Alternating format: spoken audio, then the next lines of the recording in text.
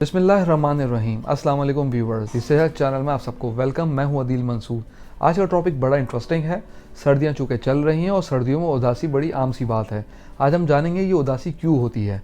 तो चलते हैं अपनी वीडियो की जानिब। अगर आपने हमारे चैनल को सब्सक्राइब नहीं किया तो अभी सब्सक्राइब कर लीजिए और बेल आइकन को प्रेस कर दीजिए। सर्दियों का मौसम उदासी का मौसम कहलाता है। इस मौसम में जहां हर चीज़ उदासी की चादर ओढ़े होती है, वहाँ बहुत से लोग भी ऐसे हैं जो उदासी की तस्वीर बने घूम रहे होते हैं।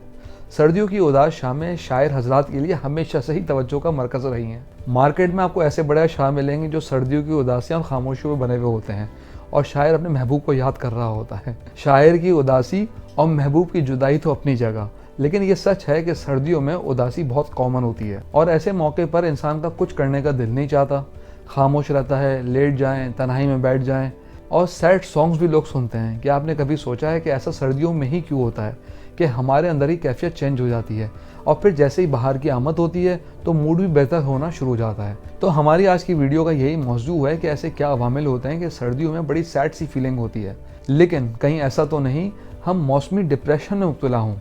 ये जानने के लिए इस वीडियो को आखिर तक ज़रूर देखिएगा। अब हम बात करेंगे सीजनल अफेक्टिव डिसऑर्डर की, यानी सैड की। जी हाँ, इसको भी सैड कहा जाता है, SAD।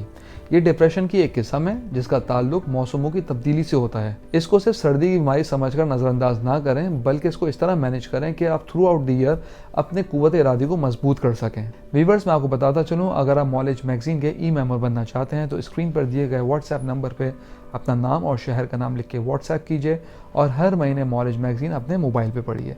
तो चलते हैं अपनी वीडियो की जानिब। विंटर्स में अगर उदासी की अलामत की बात करें तो दिन का बेशतर हिस्सा सैडनेस में गुजरता है। ख़ास तौर पर शाम के बाद उदासी में शिद्दत आ जाती है। इसकी दीगर अलामत में मामूलात ज़िंदगी में दिलचस्पी का कम होना, सोने में मुश्किलात का शिकार होना, वज़न और भूख में बेकायदगी, सुस्त होना और गुस्से में जल्द मुब्तला हो जाना, किसी काम में दिल न लगना और फोकस ना होना, नाउमीदी, किस्मत से शिकवे और मायूसी का होना, मौत की बार बार ख्वाहिश करना। अगर हम लाइट थेरेपी की बात करें तो इस ट्रीटमेंट में आपको एक बॉक्स में रखा जाता है ताकि सुबह होते ही सबसे पहले आपकी नज़र लाइट पर पड़े।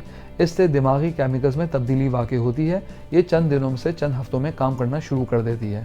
इस पर रिसर्च लिमिटेड है। अगर मेडिसिन की बात करें तो डिप्रेशन के लिए अद्वियात भी काम करती हैं।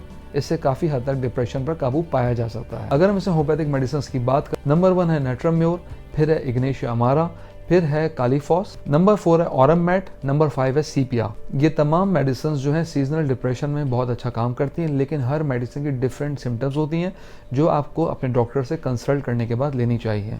अगर हम बात करें साइकोथेरेपी की, जिसे टॉक थेरेपी भी कहा जाता है, इसमें आपके साइकोलॉजिस्ट आपसे बात करेंगे। वो आपकी डिप्रेशन की वजह जानने की कोशिश करेंगे। इसके बाद ही इलाज किया जा सकता है।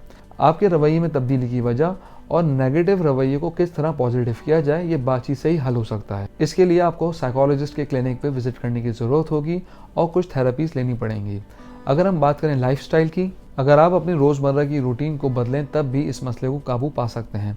अपने माहौल में तब्दीली लाएँ, आबो हवा बदलें, लोगों से मिलें, सोशलाइज्ड हों और फैमिली के साथ टाइम स्पेंड करें।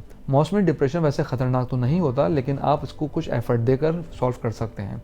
व्यूअर्स, हम उम्मीद करते हैं आज की वीडियो आपको पसंद आई होगी। कमेंट बॉक्स में राय ज़रूर आगाह कीजिएगा। अगली वीडियो तक के लिए अल्लाह हाफ़िज़।